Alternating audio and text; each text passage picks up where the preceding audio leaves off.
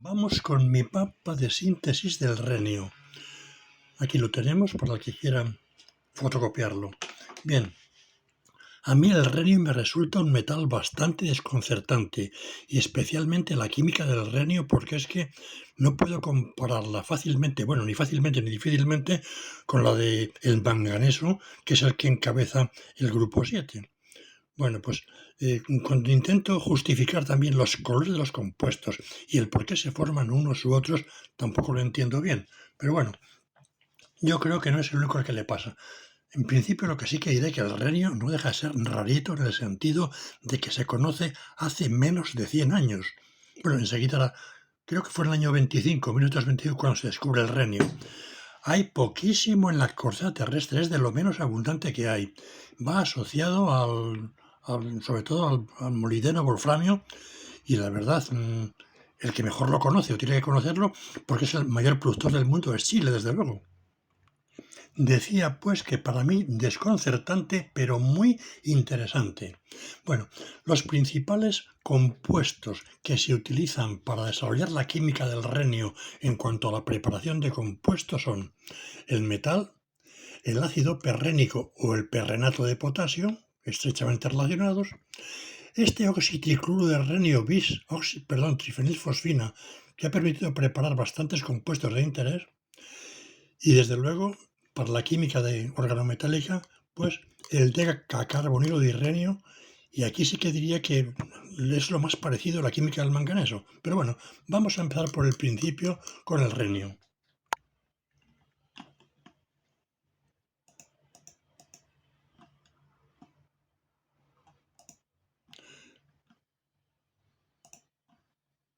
Bien.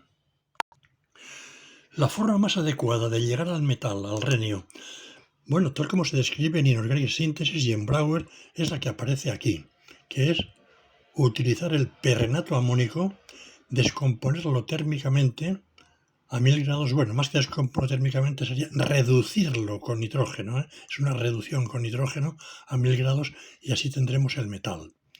Como digo, aparece de la misma forma descrito tanto en Brouwer como en Inorganic Synthesis. No aparece descrita la preparación de compuestos de renio mediante tratamiento del metal con ácidos. Fijaros, hay que destacar desde luego la preparación del óxido de renio, o sea, el leptóxido de renio a fin de cuentas, porque es que es facilísimo, a pesar de ser un metal tan resistente que funde por encima de 3000 grados, en fin, tan especial.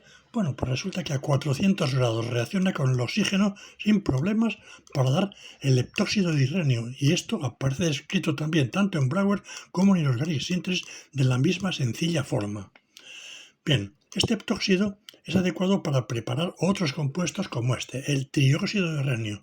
Es curiosa también esta síntesis, está descrita en ambos casos como reacción del leptóxido con dioxano. Y uno dice, pero bueno, ¿qué pinta aquí el dioxano y en caliente a reflujo? Bueno, pues por alguna razón el dioxano reduce selectivamente el renio 7 a renio 6, permitiendo preparar fácilmente el trióxido de renio. Ambos óxidos son de color amarillo. Este es un amarillo canario y este es un amarillo clarito. He dicho amarillo clarito que no, rojo y bien rojo. Uy, qué despiste el mío. Otra reacción un poco rarita es la que se produce cuando se trata el trióxido de renio con butil litio. Se forma así un óxido mixto de renio 4 y litio de esta composición. Bueno, pues tiene su gracia porque, claro, en este proceso se libera octano. Es curioso, pero así es. Bueno, tampoco es tan raro porque, a fin de cuentas, ¿verdad? De dos butilos, pues se acoplan para dar 4 y 4, 8, pues un butano, ¿verdad? Y a fin de cuentas, aquí metemos dos litios y lo que hemos hecho ha sido, pues eso, una reducción. Pero sería algo así como una adición de dos litios a lo que había aquí. Y los butilos han formado el octano. Bueno, es curioso, pero realmente así van las cosas para este óxido mixto, uno de los óxidos mixtos mejor caracterizados de renio 4. Otra reacción interesante, pero rarita, es esta, la formación, pues en vez de un renato, pues de un nitruro renato de potasio. A fin de cuentas, si nos fijamos, sigue siendo un renio 7, 3 por 2, 6, y 3, 9, menos 2 es potasio, 7, ¿verdad? Y se prepara simplemente pues con amoníaco, bueno, con pues, potasamida, sodamida, potasamida, y en frío. Y también es curiosa la preparación de esto que sería un perrenato de trimetilsililo. Bueno, pues se prepara simplemente tratando con el bis-trimetilsililo, el óxido bis-trimetilsililo, ¿verdad? Con el óxido de renio 7. Bueno, cosas. Si tratamos el renio metal con cloro en caliente, llegamos al pentóxido de renio. Y el pentóxido de renio, si lo calentamos más, bueno, pero ya no a 700 grados, lo calentamos, pero no a temperatura tan alta, pues se llega a un tricluro de renio. Realmente le está escrito así como un trímero porque es que es una especie trinuclear con enlaces renio-renio. Es un triángulo de renios con puentes además de cloro. Es una especie muy curiosa. Bueno, a fin de cuentas, si no el primero de los primeros compuestos clúster de este tipo con enlaces metal-metal y halógenos y demás. Y los colores para despistar, este más bien negro y este rojo oscuro. Bueno, aquí tenemos el triyoduro de renio, que es similar al tricloro de renio, aunque se prepara de forma distinta como aquí se indica. Bien, vamos ahora con el ácido perrénico que tenemos aquí. Bueno, hay una conexión desde el renio y hay otra conexión desde el perrenato potásico. Por eso vemos aquí dos cosas. Bien, si usamos perrenato potásico, vamos a este procedimiento, utilizar una resina de canje catiónico, de manera que cambiamos el potasio por un protón, por un hidrógeno. Y así tenemos el ácido perrénico. Esta es una forma. Y la otra forma es utilizar peróxido de hidrógeno, directamente el renio metal se oxida con agua oxigenada para llegar al ácido. Curioso, ¿verdad? Bueno, pues así es. Los derivados más sencillos de preparar del ácido perrénico son, desde luego, el pernato amónico que ya hemos comentado antes, ¿verdad? Tal como se indica aquí, simplemente pues amoníaco y ya está. O, por ejemplo, el perrenato de plata, pues tratándolo con nitrato de plata, bueno, dice pues en medio básico, bien, de acuerdo, porque si esto es un ácido, pues mejor neutralizándolo con sosa y luego nitrato de plata. Bien, un perrenato de bario, tal como se escribe aquí, bueno, pues efectivamente, tratando el ácido perrénico con hidróxido de bario, también es absolutamente lógico. Y aquí tenemos un perrenato de tetrabutilamonio, bueno, normal también que sea el ácido perrénico, podría neutralizarse o no, pero vamos, parece que no es imprescindible, directamente con el bromuro de tetrabutilamonio precipita este perrenato que es muy poco soluble, claro. Fijaros que el pernato de tetrabutilamonio realmente se puede preparar por más de un procedimiento. En principio está descrita de esta forma, en el volumen 28, también en el 36 vuelve, y en el volumen 26 está usando un sulfato o hidrógeno sulfato de tetrabutilamonio en vez del bromuro. Es interesante este compuesto porque es muy fácil de preparar y nos permite preparar también con relativa facilidad esta especie que es el octaclorodirenato de tetrabutilamonio. Vamos a ver, este a fin de cuentas no es ni más ni menos que el primer compuesto que se encuentra con un enlace cuádruple metal-metal. Esto efectivamente son dos renios con enlace metal-metal muy fuerte, cuádruple, y cada renio, pues algo así como en un plano, bueno, un poquito desplazados, 4 cloros. Así es este anión. Y es el primero que se demuestra que existe un enlace renio-renio, pues por parte de Will Cotton. Fue Cotton allá por los años 60, cuando lo prepara y demuestra que el enlace es más fuerte que 3, no llega a la categoría de 4, pero casi que así. Hay un enlace delta, pero claro, un enlace delta no es un auténtico enlace fuerte. Bien, en cualquier caso es muy interesante. Conste una cosa, que el enlace cuádruple metal-metal ya se conocía, se sospechaba hace muchísimo tiempo en el cromo.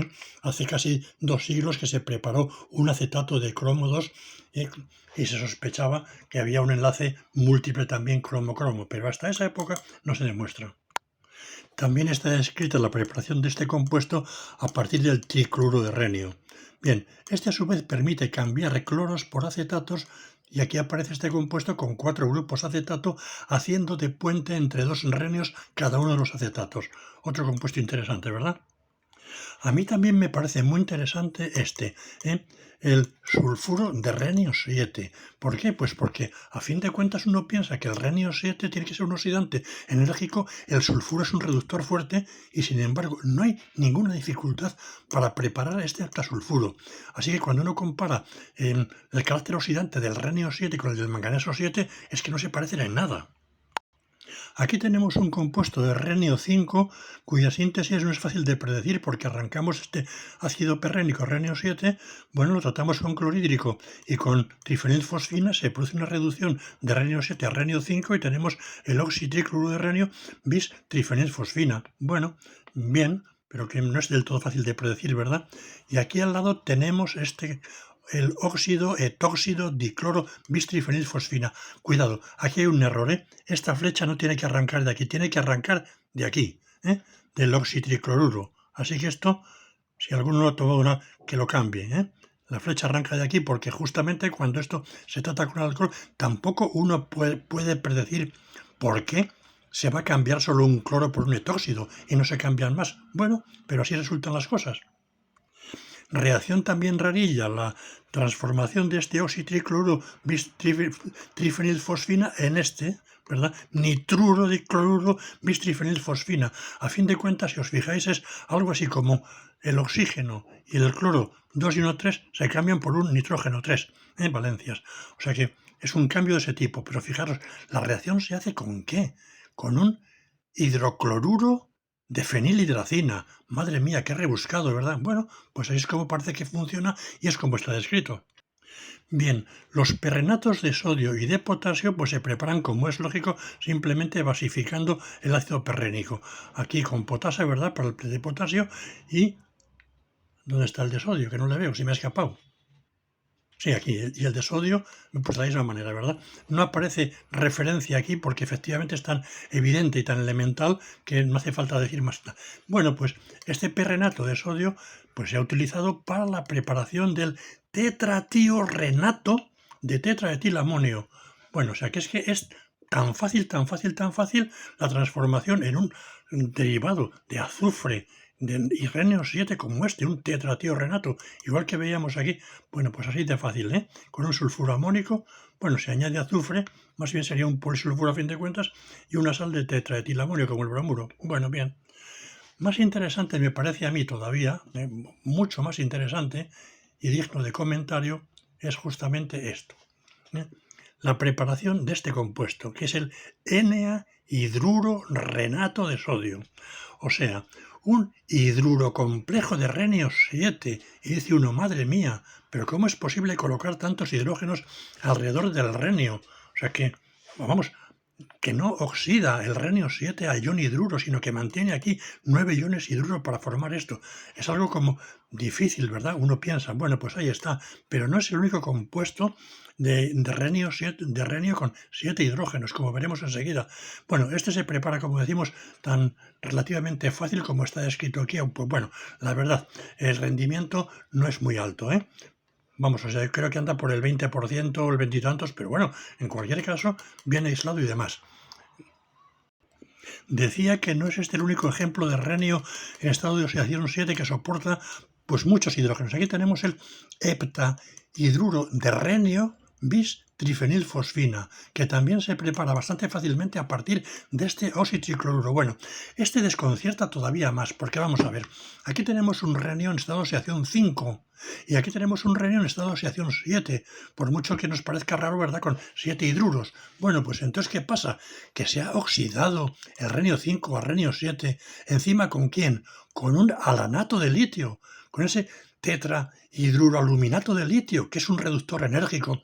Se ha oxidado de renio 5 a renio 7. Bueno, esto puede parecer ridículo, casi absurdo, pero hay que pensar que aquí realmente lo que se produce es una desproporción. Solamente así se puede entender que pasemos de un renio 5 a un renio 7. Y está comprobado, pero sería largo de discutir. Más razonable parece esta transformación del oxitricloruro, ¿verdad? Pues a fin de cuentas a un tricloruro de renio. Bueno, pues no es tan raro. Se produce una oxotransfer desde aquí hasta una fosfina que es un buen oxoaceptor, se pegan más en fosfinas, dimetilfenilfosfina, bueno, pues tenemos esto, sale Merck, lo cual es muy razonable, porque a fin de cuentas las fosfinas estas cuando hay fenilo son voluminosas y estarán mejor colocadas en Merck, en esta especie octaédrica, que en FAC. O sea que todo esto me parece bastante razonable. Vuelve a ser rara esa transformación de un renio 3 en un hidruro de renio 5, ¿verdad?